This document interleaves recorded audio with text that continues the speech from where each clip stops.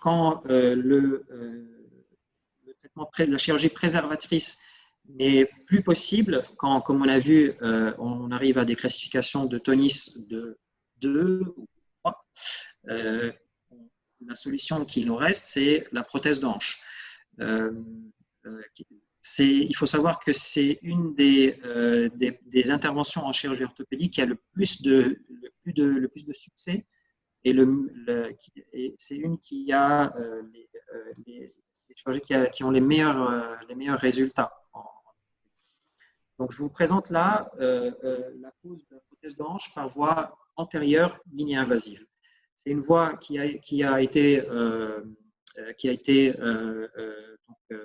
réalisée en premier par M. Huetter en Allemagne et qui a été développée par les frères Judet en France au début du XXe siècle, qui ont réalisé de très larges avancées sur cette voie. Elle a été un peu perdue de vue au cours du XXe siècle, et puis là, elle revient avec assez de force, et vous allez voir pourquoi. Alors, un petit rappel, on réalise plus de 150 000 prothèses de hanche en France actuellement. L'augmentation, elle a vraiment été exponentielle. Déjà, le premier facteur auquel on peut penser, c'est l'augmentation de l'espérance de vie de la population. Et donc, les gens vivent mieux et donc les gens vivent plus longtemps.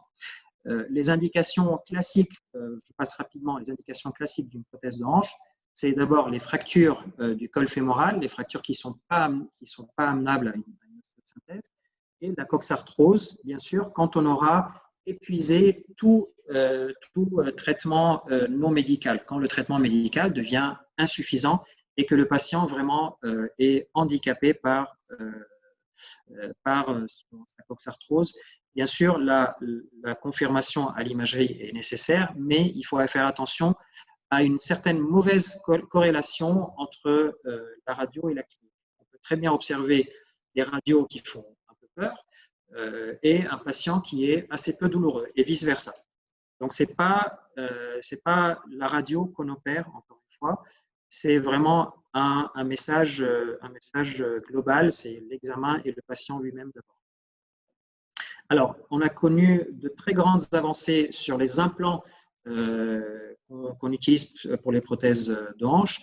On peut utiliser différents matériaux donc pour diminuer justement les coefficients de friction, pour donner le plus de longévité possible et mimer le mieux possible la fonction d'une hanche native. Dr Abou-Farah va vous montrer ça beaucoup plus en détail plus tard. Donc, on peut avoir des tiges non cimentées, donc, qui sont recouvertes d'hydroxyapatite. L'hydroxyapatite, c'est une des composantes de l'os humain. La tête fémorale, elle peut être en métal ou bien en céramique d'alumine. La cupule elle-même ou le noyau, donc la cupule, elle peut être en titane, avec un noyau en céramique ou en polyéthylène. On peut également utiliser un ciment du polyméthylmétacrylate pour cimenter une cupule en polyéthylène, etc., ou cimenter une tige. Une des grandes avancées, et ça c'est une prouesse française qui a vraiment réalisé une révolution de la prothèse de hanche, c'est ce qu'on appelle la double mobilité. Ça veut dire qu'il y a dans ce mécanisme-là, on a pareil, Dr Abou-Farah va vous le montrer en live tout à l'heure, on a deux centres de rotation au niveau de la hanche prothétique, la tête fémorale qui s'articule avec l'insert, donc l'insert en polyéthylène, et l'insert lui-même qui s'articule dans la cupule.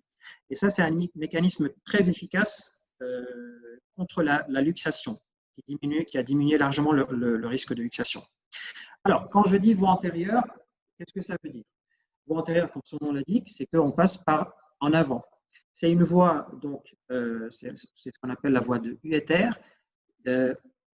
Pour nous, on utilise une petite modification de cette voie qui s'appelle voie de Huetter-gaine. Donc, on passe dans la gaine du tenseur du fascia lata sans toucher aux muscles.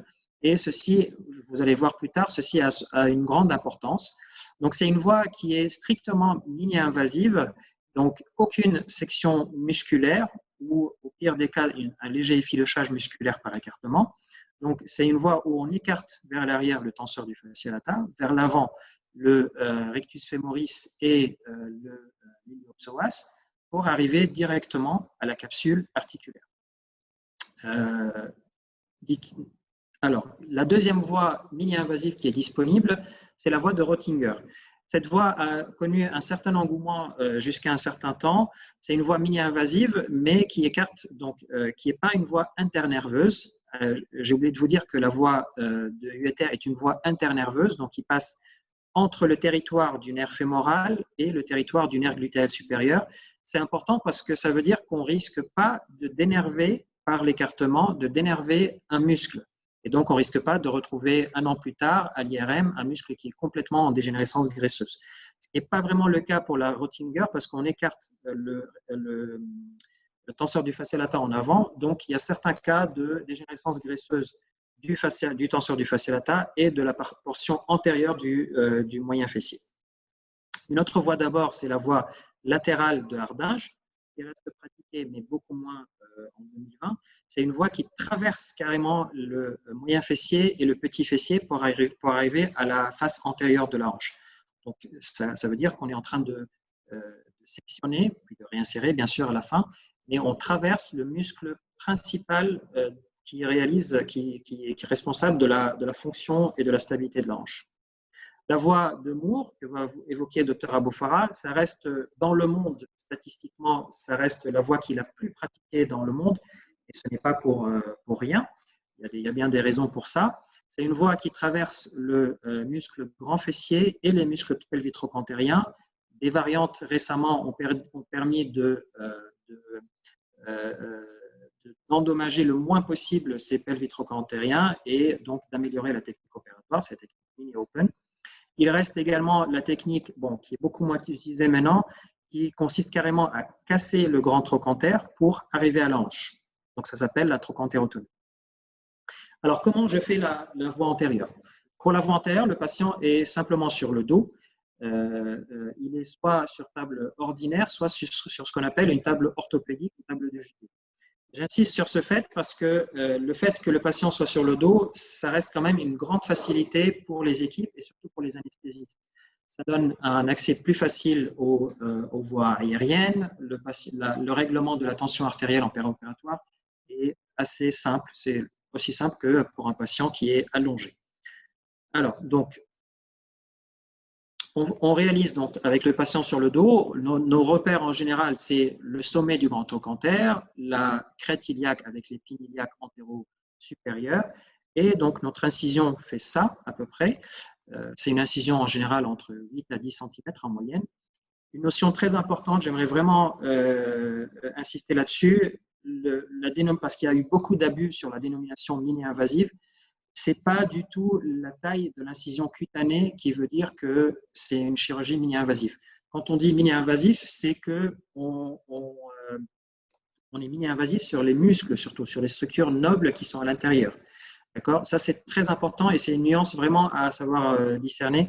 On tombe souvent dans le piège avec tout ce qu'on a comme marketing, avec les labos, etc. Alors, donc, très rapidement, je passe sur la technique. Donc, on passe, comme je l'ai dit, c'est une voie de urétère gaine. On ouvre la gaine de ce muscle-là qui est le tenseur du fascia lata. Et ça nous permet donc de protéger toute cette région-là. C'est une région où passe un petit nerf qui s'appelle le nerf fémorocutané, qui est un nerf superficiel qui énerve la peau au niveau de la face antérieure de la hanche. Donc, le fait de passer dans la gaine du tenseur du fascia lata nous permet vraiment de ne pas voir du tout ce nerf et donc de le laisser à l'abri et donc de le traumatiser beaucoup moins qu'on le faisait à l'avant où on passait dans l'interstice ici. Donc j'écarte mon tenseur du fascia lata en arrière, j'arrive sur ce muscle-là qui est le muscle rectus femoris ou le droit fémoral, j'ouvre la gaine du rectus femoris, j'écarte ce muscle en avant et j'arrive sur cette membrane-là qu'on appelle la membrane innominée et le fait d'ouvrir cette membrane me permet de découvrir ce pédicule vasculaire et il s'agit du pédicule circonflexe antérieur. C'est une des deux artères qui nourrissent la tête fémorale. Donc, ce pédicule-là, pour accéder à la hanche, donc ce pédicule est coagulé ou ligaturé ou les deux. Et donc, j'arrive sur un coussinet adipeux, qui est le coussinet préarticulaire, et en excisant ce coussinet, j'arrive directement, je suis sur la capsule articulaire. Là, c'est des illustrations, mais vraiment, la vraie vie n'est pas différente du tout de ça, parce que c'est une voie vraiment qui est très anatomique, propre, avec très peu de saignement jusque-là, jusqu'à la capsulotomie et l'ostéotomie, bien sûr, l'ostéotomie du col.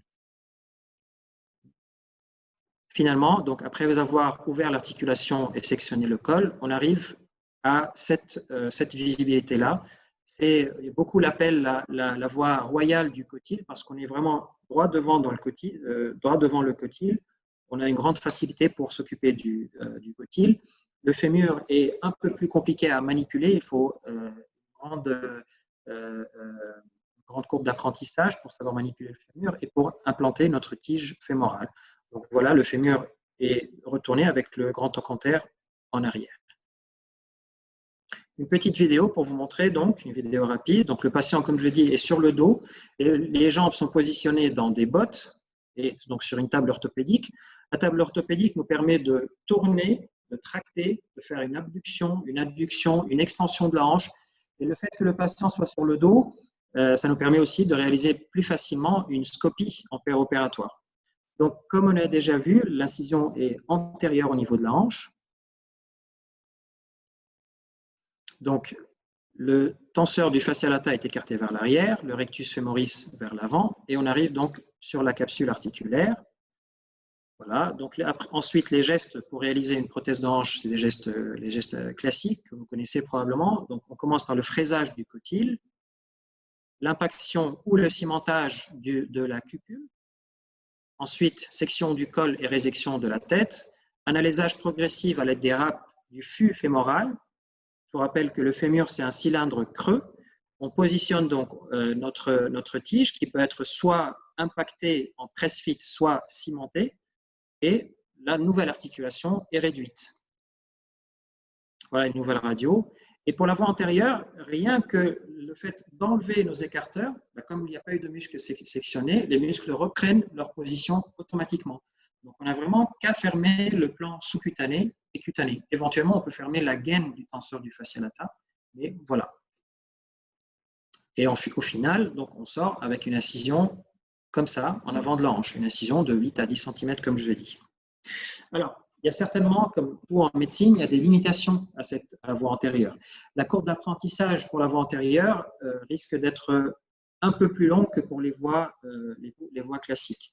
La durée opératoire, comme n'importe quelle nouvelle technique, est un peu plus longue. Et on a, donc, en début de courbe d'apprentissage, on a un risque augmenté, ça a été démontré, de certaines fractures péropératoires. La voie antérieure doit être réalisée sur une certaine sélection des patients. La majorité des patients peuvent bénéficier d'une voie antérieure, mais pas tout le monde.